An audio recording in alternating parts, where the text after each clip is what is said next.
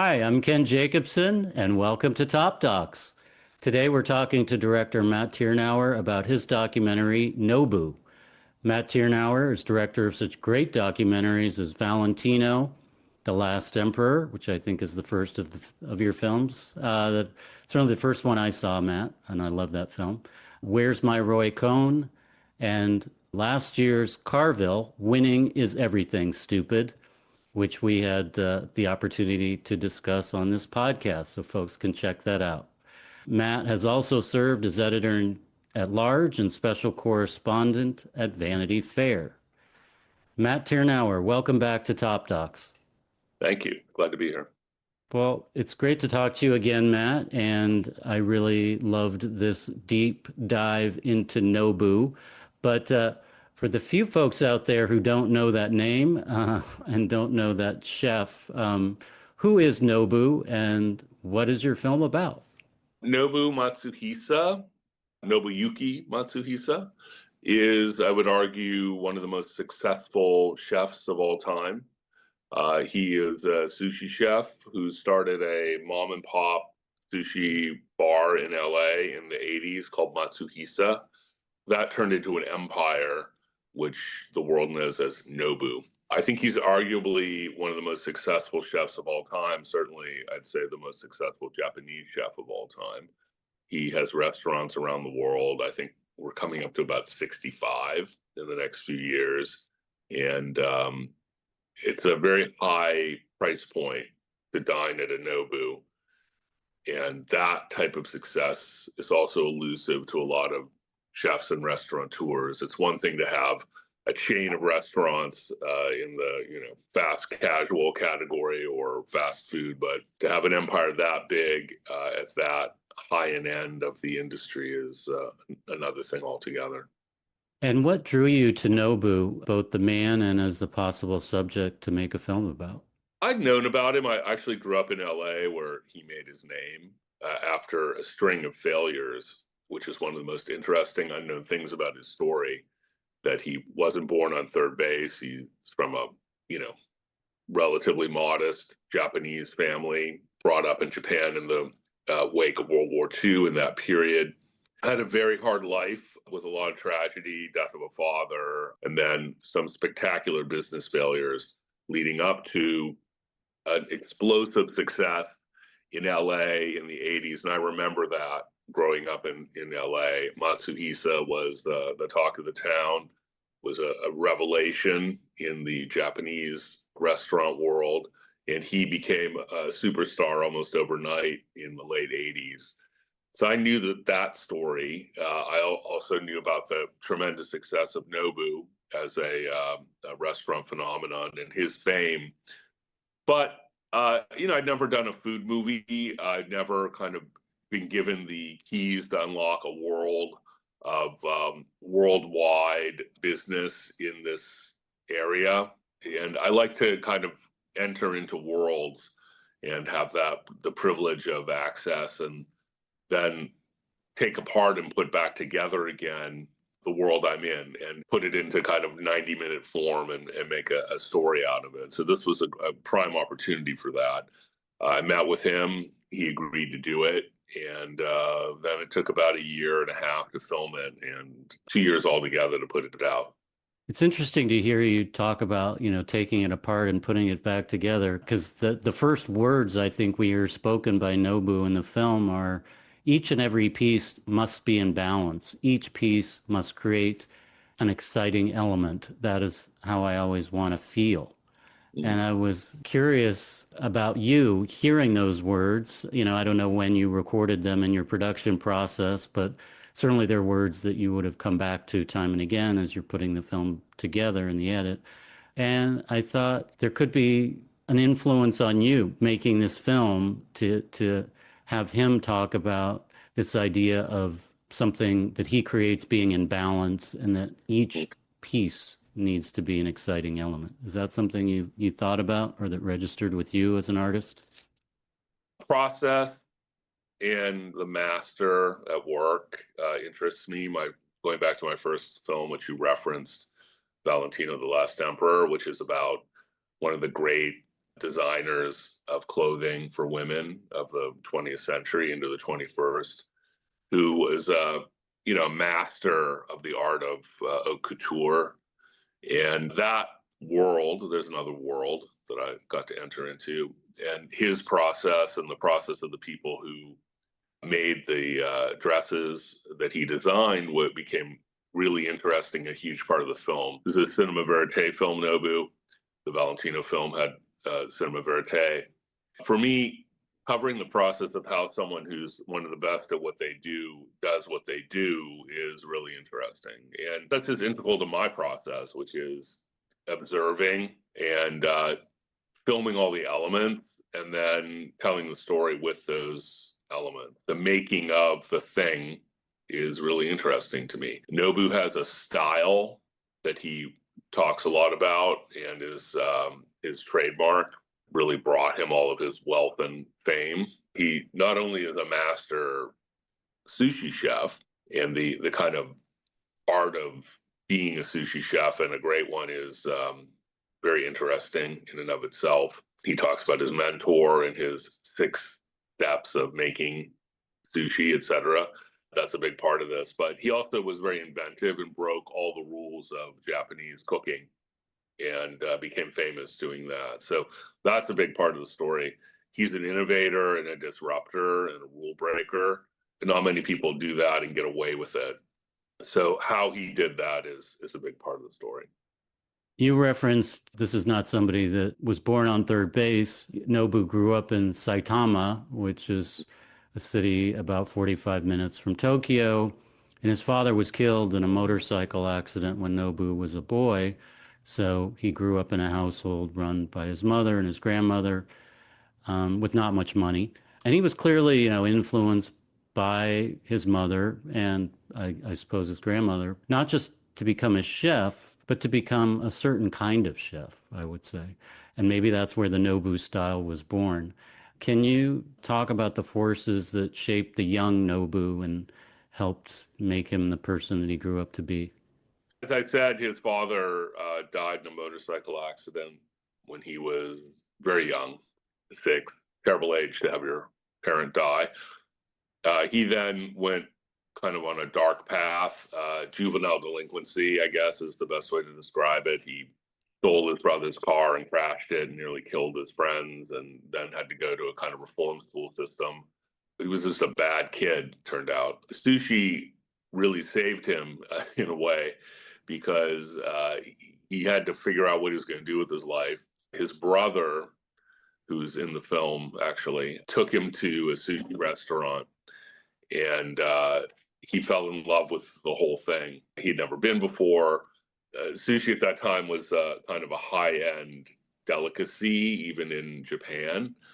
And that experience, combined with the cooking of his mother, his bedroom growing up was near the kitchen in the family house. So he was very influenced by that process. He decided to train an apprentice as a chef in Shinjuku in Tokyo.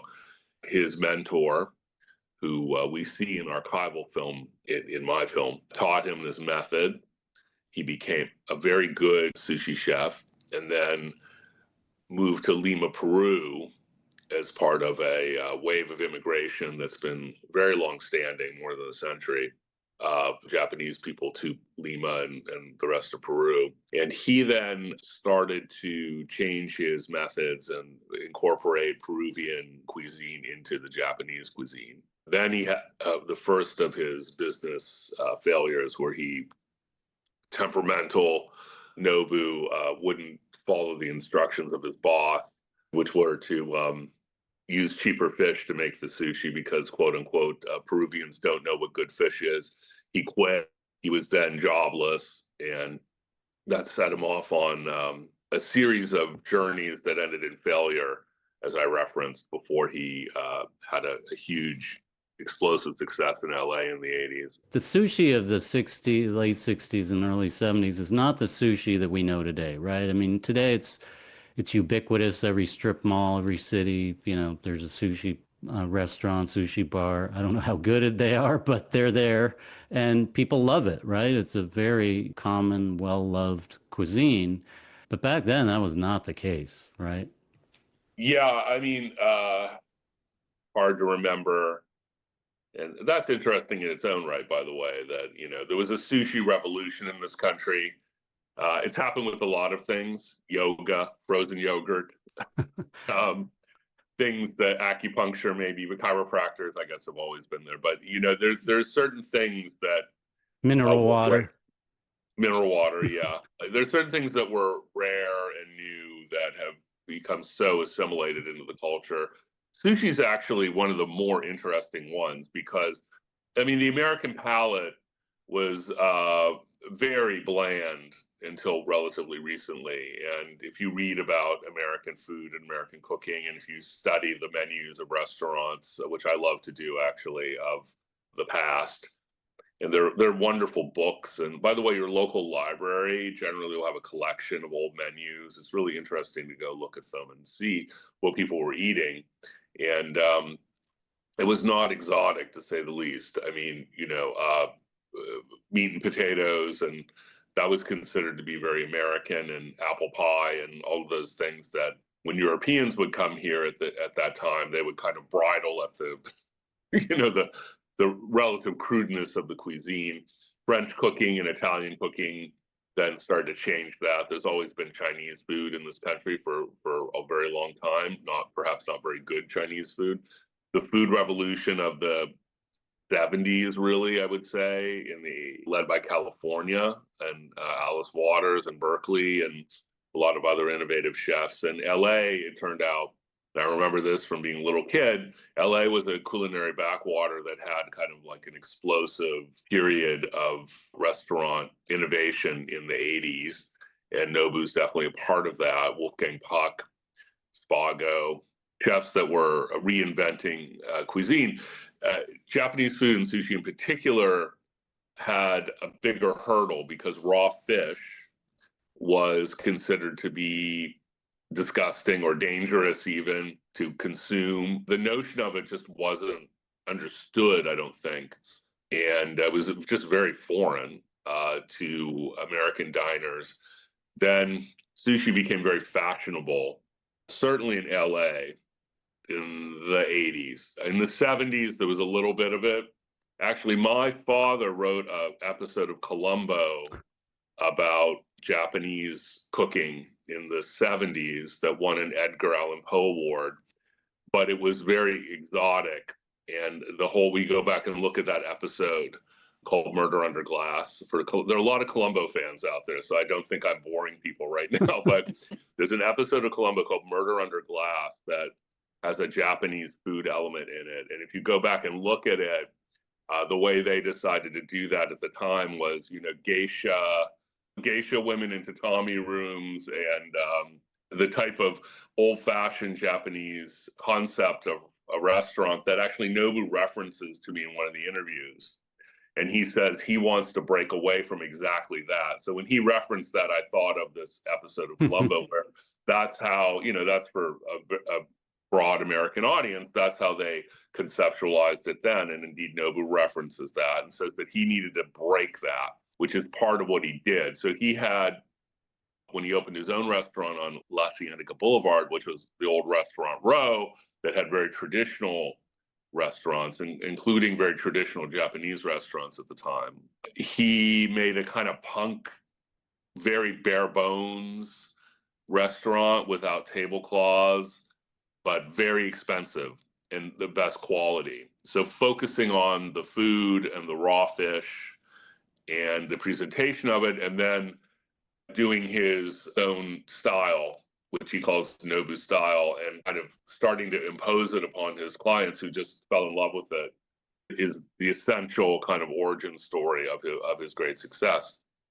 Right before that, because he was destitute just a few years before this great breakout success due to a restaurant in Anchorage, Alaska that he was partly an owner of that had burnt to the ground without an insurance policy.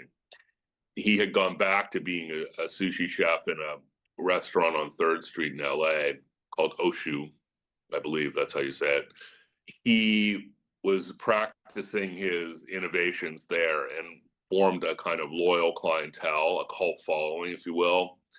And then from there, he found a little financing to open his own place. And that Peruvian Japanese idea, with his hands making it, blew people's minds.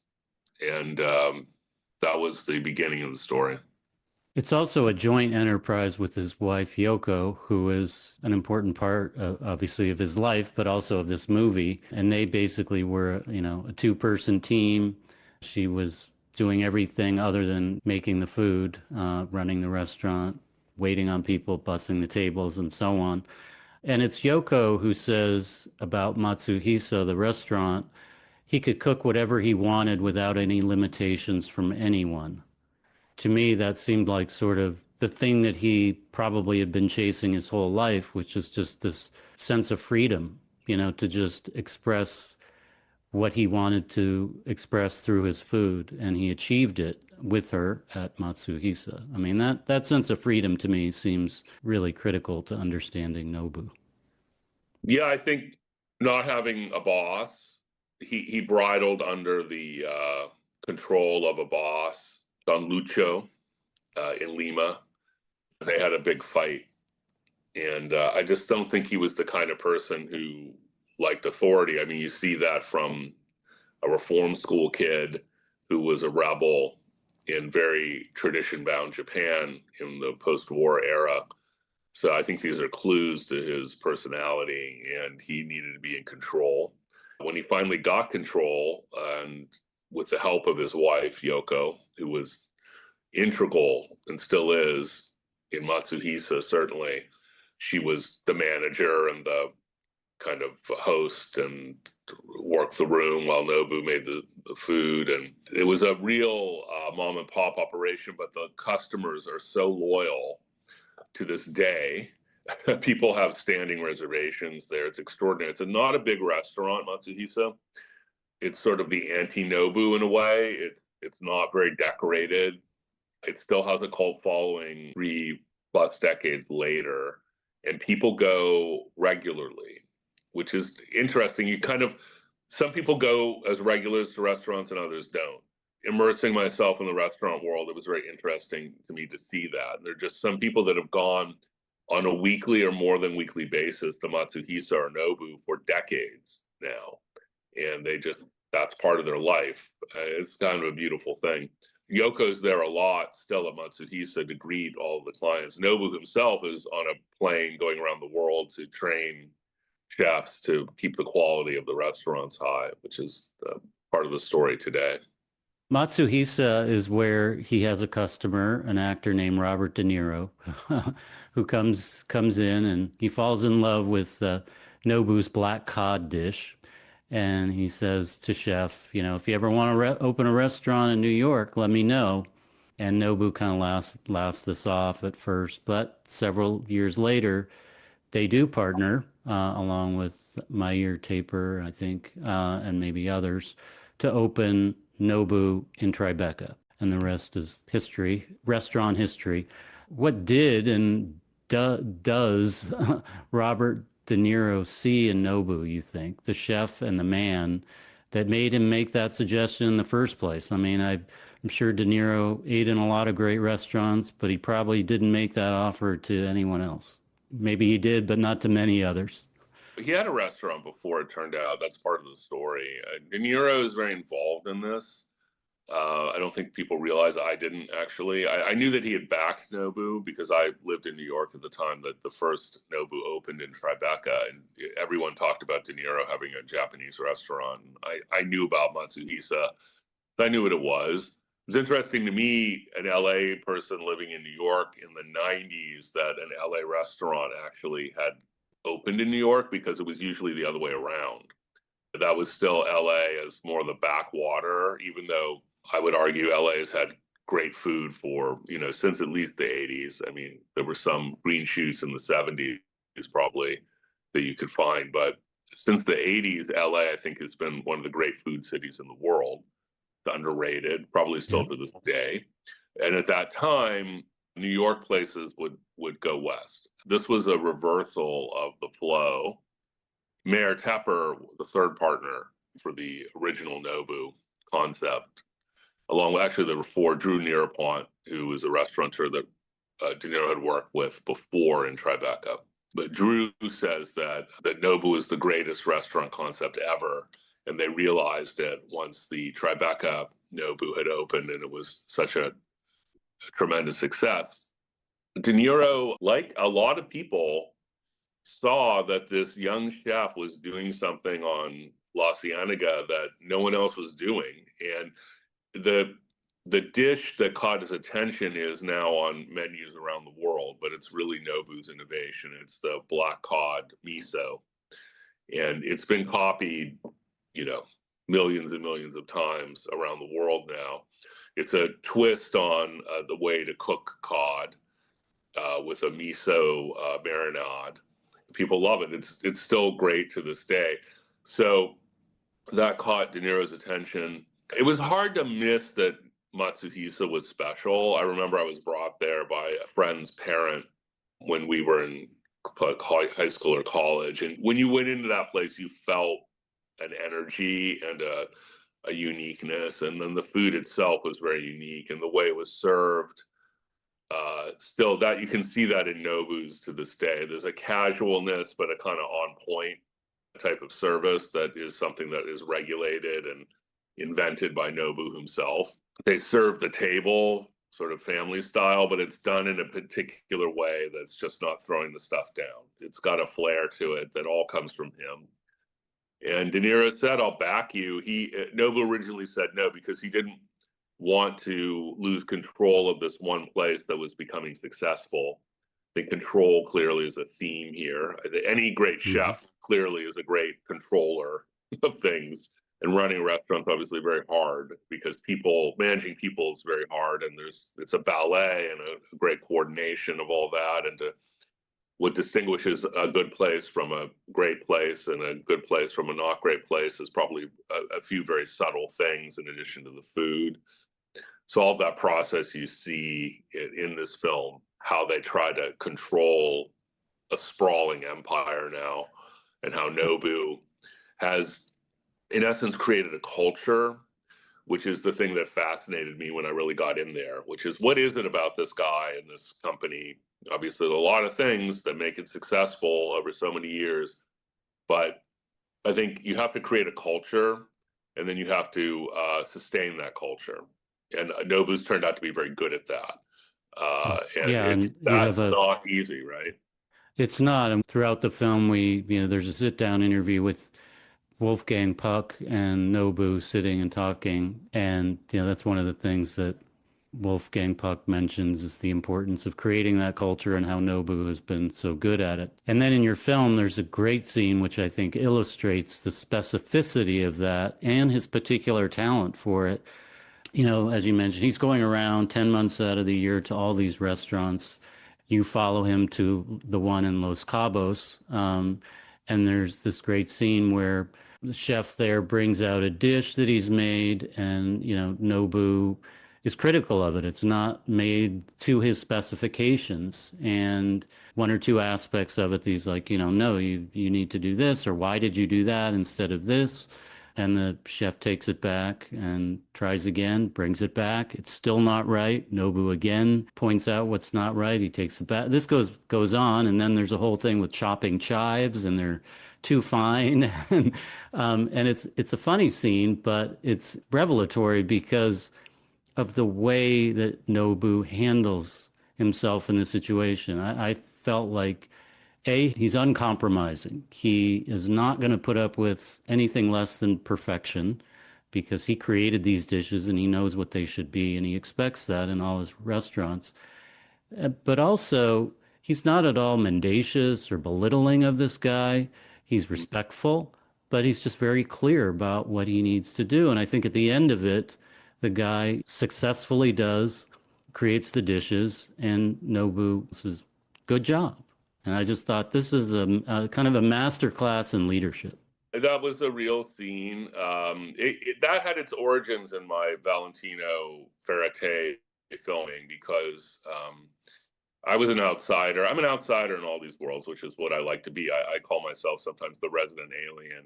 You know, I'm let in. I began as a journalist. I worked for Vanity Fair. At that time at Vanity Fair, you were dispatched and you could keep going back and spend weeks and weeks on these Condé Nast budgets of the old days.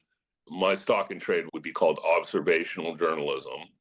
And there's a real relationship between writing that type of 10,000 word deep dive observational story with verite filmmaking, because you move in there, your means of production are different. You have a camera and a crew instead of a pencil and a pad and a tape recorder, but a similar set of chops.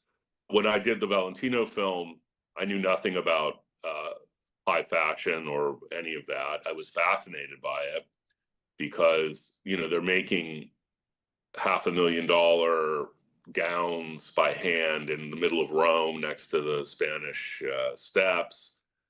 And there are, 100 people, mostly women of a certain age, who've been doing this for decades, sewing by hand these dresses with beading. And I mean, the beauty of the process was overwhelming to me, and the secretness of it, that this blew my mind. I walked by this building many times and visits to Rome, and what was going on inside there, the industry and the handmadeness of it was just overwhelming to me. So we shot that, and then we shot the master's process, Valentino's process. So there's a similarity here with Nobu. He's the master and the mentor. And how does he control the production of his product? And in the Valentino film, there are tantrums all over the place. Tempers run hot. The head of the atelier, Antonietta, who is a brilliant character in the film, fights with Valentino and everyone else, and Valentino's yelling, and that's how they get it done, right? Nobody doesn't really yell, but with the very skilled chef in Cabo, Omar, who's front and center here, he is telling him that he's not doing it the way he wants it done. There's a certain beauty to the assembly of these dishes. And Nobu was a graphic designer and trained in architecture, which is a clue to why the things he puts on the plate look like they do. So he tells me that he uses a white plate, which is not the most common thing in Japanese cuisine. Sometimes the plate has elaborate design on it, and over the years, he's pared this design down. So when you shoot or look at the plate from above, if it's put in front of you as a diner, you're looking at it from above, it has a design to it. And so in dishes like new style sashimi and teradito, he lays the plate out and he puts different elements on it. And he's telling the people how to do it the way he wants it done. But he can't be in all these places at the same time, so he's got to make sure it's right. So he's controlling it by teaching them. They make it for him, and then he sends it back, and it gets very tense because they're not getting it. To you and me, it looked fine, but if it's not fine the way he wants it, 100 or 1,000 or 5,000 times, it's going to be something else entirely. So he's got to kind of like nudge it back to exactly where he wants it. And it's not a fun process for the chef under him because he's getting it wrong. Of course, it's exacerbated by the fact that there are 3 cameras in the room. I was just going to say, and he's doing it on camera. I felt badly for him. Yeah. I apologized profusely. Could not have been a better sport about it. Thank you, Omar. Yeah. In Cabo San Lucas, who was a great chef, and had the process revealed with him working under Nobu, and it wasn't a fun day for him, I'm sure. Let's talk about another scene. I don't know how fun this one was for the people being filmed, but it's in my mind, it's probably the standout scene in the film. I just loved it. It's the one where Nobu and his partners, De Niro and Mayer and others, are having a business meeting about the hospitality division and where the new restaurants and hotels, because there are now Nobu hotels, which we learn in the film, where they're going to be rolling out the new ones. It's kind of bookended because we've seen part of this scene at the beginning of the movie, and this is toward the end. This starts out as pretty much a simple presentation that anyone who's been in one of those meetings would recognize. But then it kind of blows up when De Niro questions why they're doing these projects at all. Can you talk about what about that scene? And also, I just love to get your reaction as the director to what was unfolding there. I shoot a lot of meetings. Sometimes it's like watching paint dry, but it's part of the infiltration into the world, right? So if you're covering a business, I've done it a few times. There are meetings, and sometimes there are a lot of meetings, and sometimes they're very boring. In this case, it's a board meeting of a famous restaurant company, but one of the board members is one of the most famous people in the world. That's Robert De Niro. And Nobu's pretty famous too. And then there's Mayor Tepper, who's the third partner. And there are other people that are Hiro Tahara, who's the COO of Nobu. And then some people that are working to support in the financial office of the corporation and business partners on a Zoom. It's a normal meeting, like you say. I think one thing that people will be very surprised at is really how involved De Niro is in the business. I mean, he turns out to be one of the rarest of rare things, actually. I think you count on a couple of hands how many movie stars, I mean, genuine movie stars, which he is, have been hands-on business executives outside the movie business and had such monumental success. I mean, this is a really unique thing about De Niro. He's just kind of brilliant, right? I mean, he has a real estate thing going in Tribeca, a film festival. He puts Tribeca on the map, really, as a neighborhood in the most important city in the world. He's made a huge contribution in a lot of different areas, and this is the restaurant area, and now hospitality with hotels is another one. And he had the idea to expand into hotels. You see all this explained in the film, and you get to see him kind of helping to run the business. And he's not happy on this day when obviously there are cameras there. We weren't hiding anything. He says halfway through this sort of explosive moment where he's saying that he's unhappy with decisions that were made. And the partners in the room are kind of like, why don't we not do this while there are cameras on it?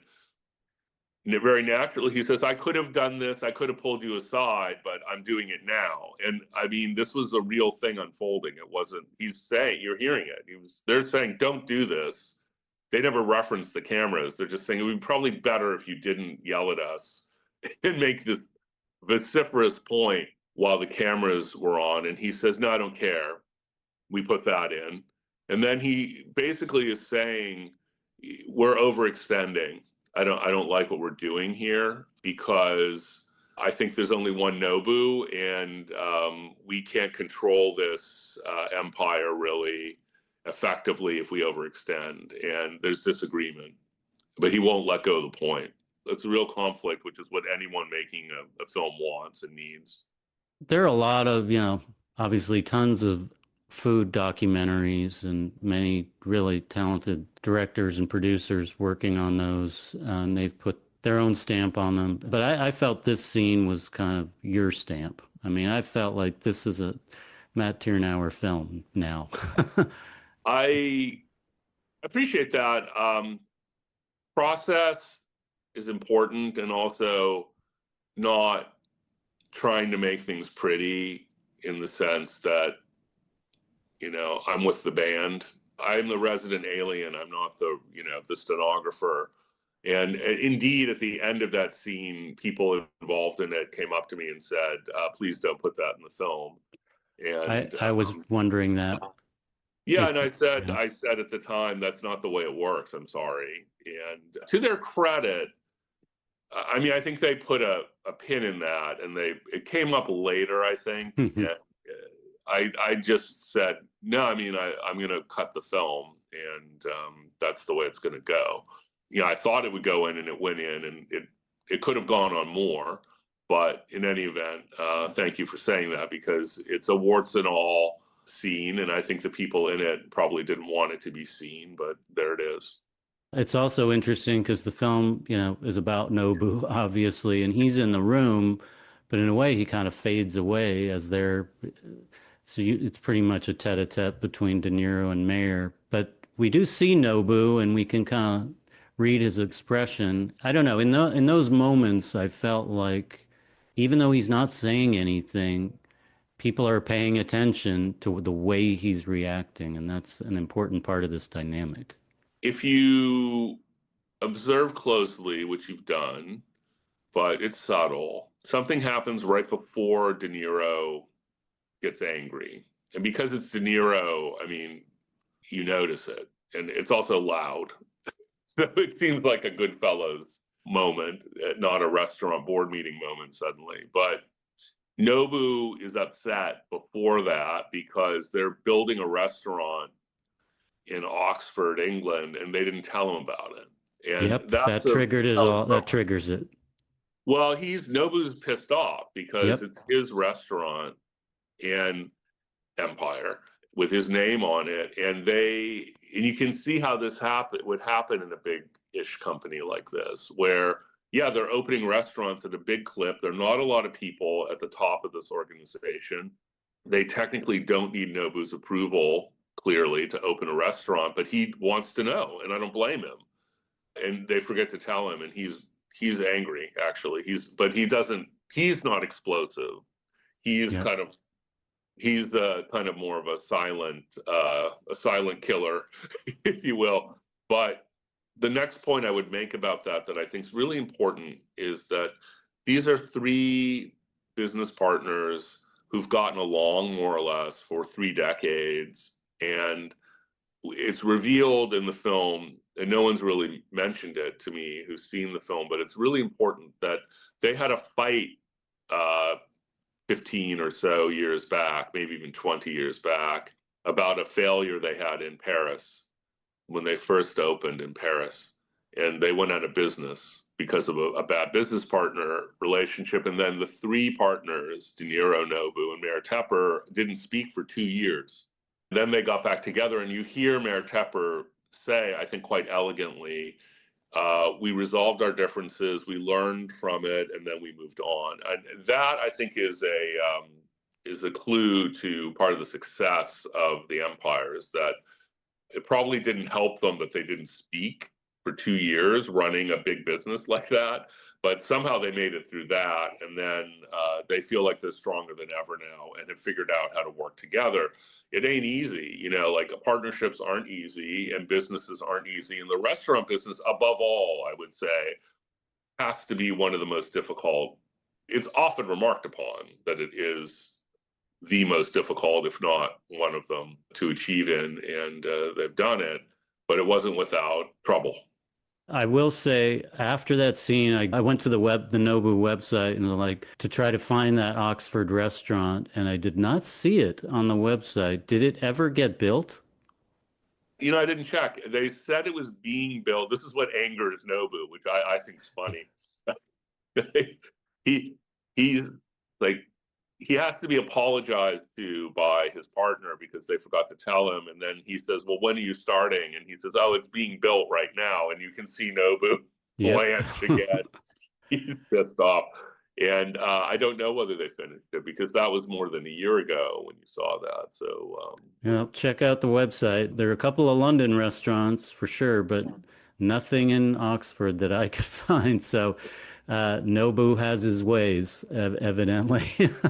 Well, I know we're over time. One thing that I love the last scenes of the movie where we go to Nobu's house in Japan, and he has his own sushi bar in his house, and he invites friends over. I just had to comment on what a great scene that was and how it reveals once again what a great sense of humor he has. I mean, his comedic timing and his sense of play, it comes through in that scene, and it's another great scene in this film. I Go ahead. noticed he had sushi bars in all of his houses. He has 3 houses.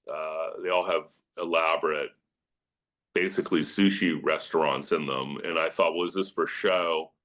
So I said, "Do you do sushi here?" And he said, "Yeah, I have friends over." And but it's not a very relaxing way for him to entertain because he's the sushi chef. But I mean, how delightful for his friends to come and have that experience. So we did that in Hakone in rural Japan, where he has a country house.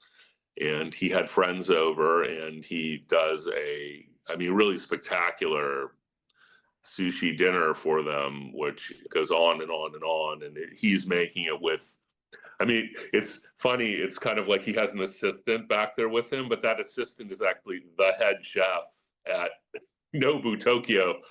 It's the hierarchy, and a really wonderful person who is very senior in the company, but he's assisting his boss making this beautiful dinner. We shot at Verite. It was a real dinner party, but we had cameras back there to see him creating it, and it's kind of magical. I don't think many people know someone who can have a full-blown sushi experience that they give to you in their own home at this level. And the artistry of it and the simple elegance was overwhelming. But also, the thing is, like, he's doing this for his friends, which is so beautiful. It just combined the elegance of the ritual of sushi and the beauty of getting together with friends and having that kind of experience, which is, I think, one of the great things in life. So that's the way the movie ends, more or less. And once again, he's achieved his goal, which is to make people happy.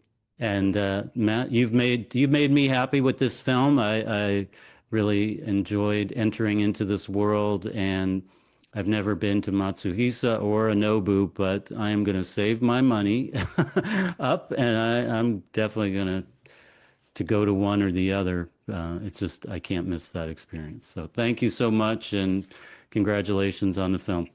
Thanks so much.